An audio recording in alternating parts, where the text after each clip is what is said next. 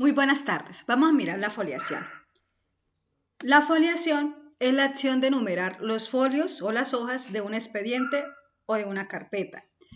La foliación tiene unos objetivos. Primero, controlar la cantidad de los folios de un expediente. Por eso es tan necesario numerarlos para llevar este control. El segundo objetivo es garantizar la integridad de la unidad documental. Bueno, ¿qué debo hacer antes de hacer la foliación? Debemos hacer un proceso que se llama depuración. Para esto hay unos pasos. Primero, revisar que no hayan las hojas en blanco. Se deben quitar todos los ganchos de cocedora. Se debe revisar que no hayan documentos que no correspondan al proceso.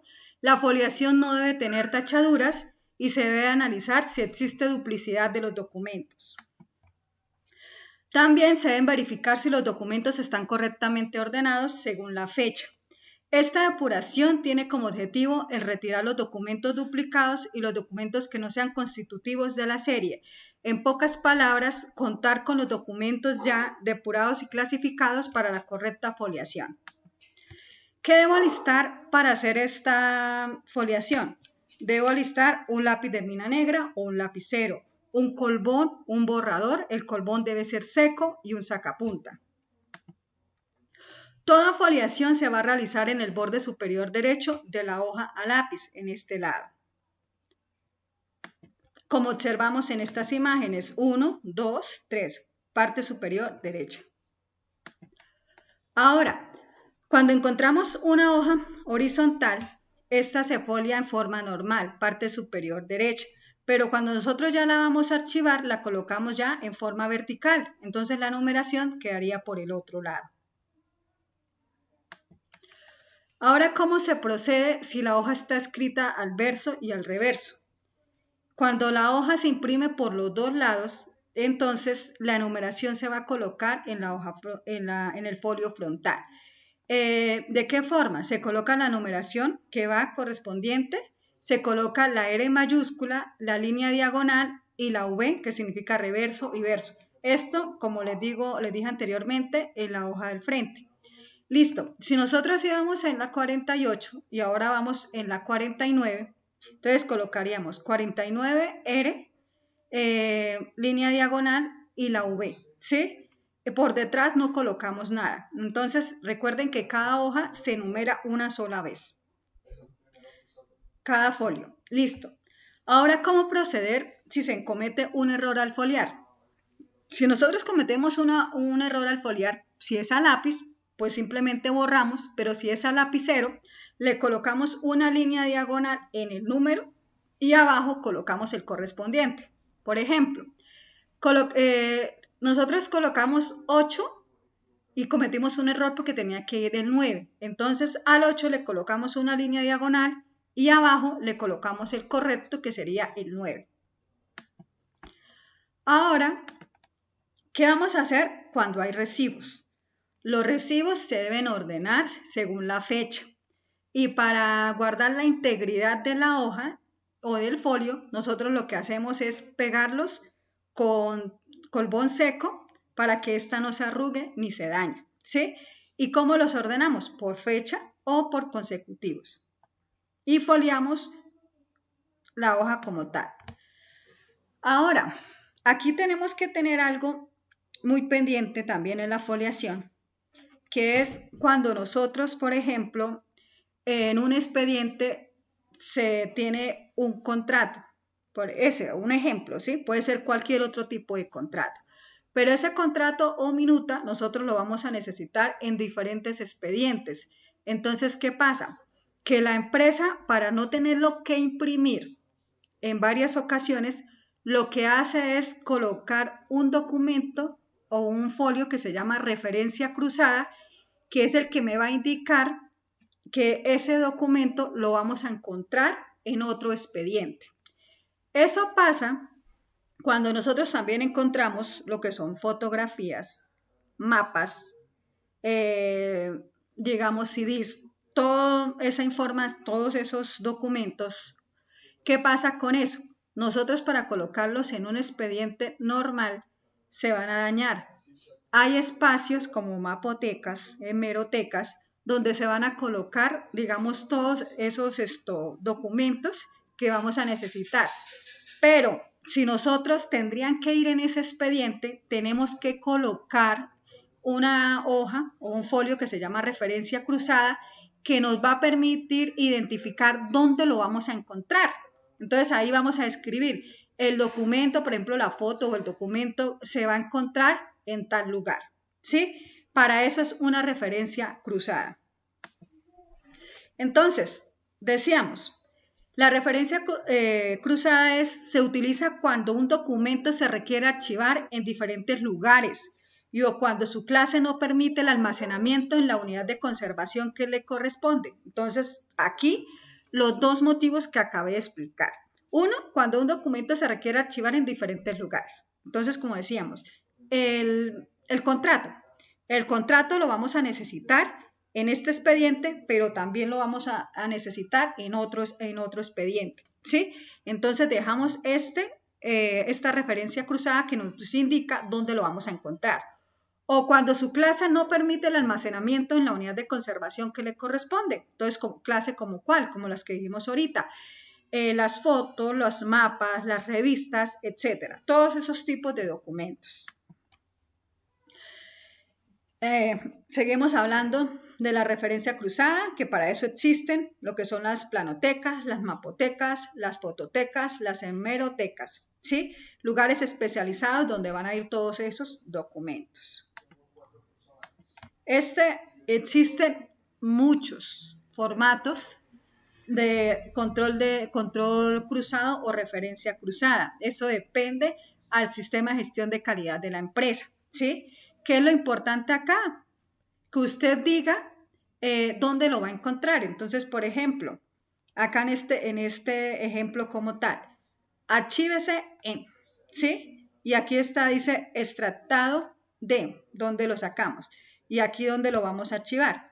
Entonces, por ejemplo, aquí fondo, ¿cuál fondo sería? Recordemos que cuando estamos hablando de fondo, es el nombre de la empresa. Entonces sería SENA. Por ejemplo, sección, digamos que esto sería la administrativa, si estamos hablando de contratos.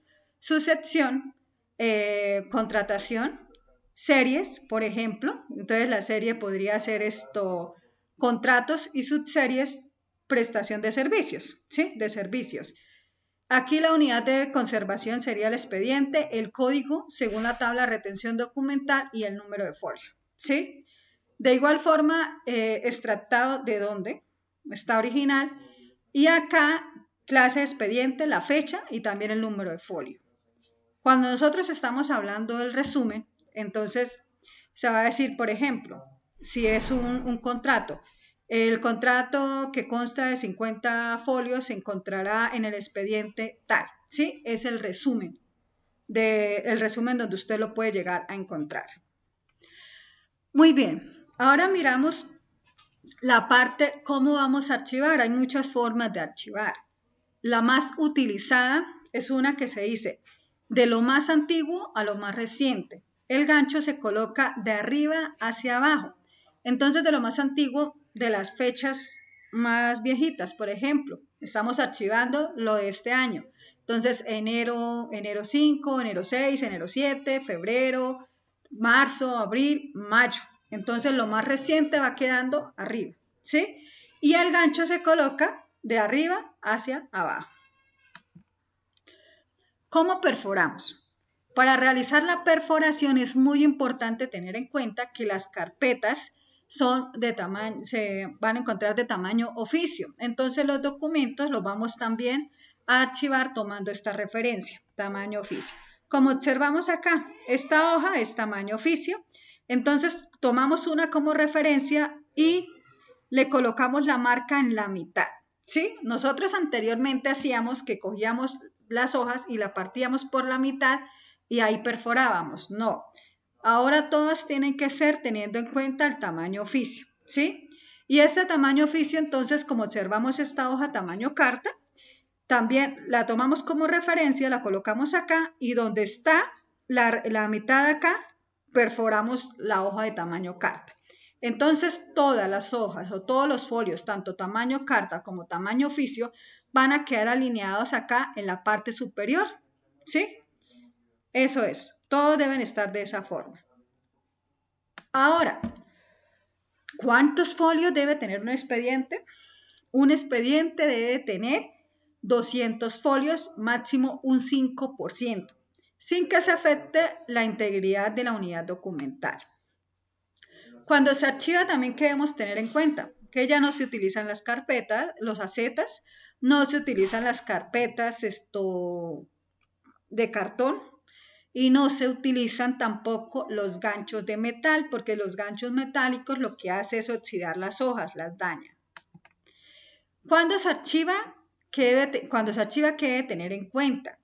Que los ganchos sean plásticos y también las hojas plásticas, que son las desalsificadas, esas son las que se utilizan hoy en día. Ahora, cuando usted ya tiene todo, ya lo archivó, lo colocó en su carpeta, debemos tener una hoja de control. La hoja de control va en la parte superior. Y esta hoja de control, ¿qué nos indica? Nos indica qué es lo que nosotros vamos a encontrar en ese expediente. Entonces, dice, el formato que se diligencia durante la etapa activa del expediente, en la cual se lleva el registro individual de los documentos que lo conforman. Facilita la consulta y evita la pérdida de la documentación. Entonces, por ejemplo, usted va a necesitar un documento. Usted va y revisa la hoja de control que está en la parte superior y sabe en qué lugar usted la puede llegar a encontrar. Miremos un ejemplo.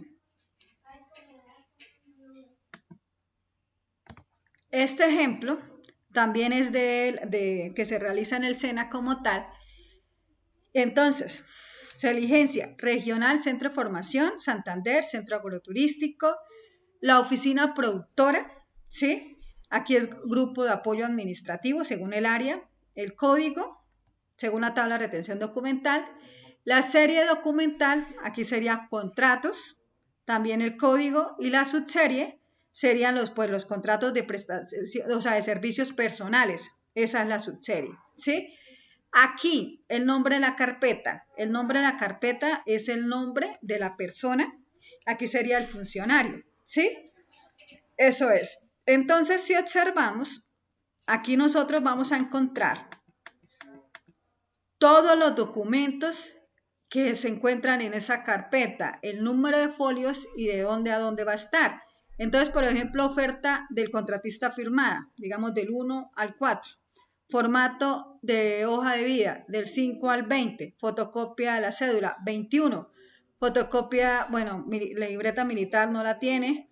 Formato único de declaración juramentada y así consecutivamente. Esta es la hoja de control, la que debe ir al inicio ya del expediente como tal. Entonces, digamos que estos son los parámetros que nosotros debemos tener en cuenta al momento de realizar una foliación. Entonces, ¿qué es importante para eso? Es importante que nosotros tengamos claro cuáles son los documentos que van a ir en cada expediente. Y eso depende de la tabla de retención documental que se organiza en cada entidad. Entonces, jóvenes, hasta este momento era lo que les quería dar a conocer respecto a la foliación. Entonces, por favor, cualquier duda que ustedes tengan, estaré atenta y los invito a que desarrollemos el taller propuesto. Muchas gracias.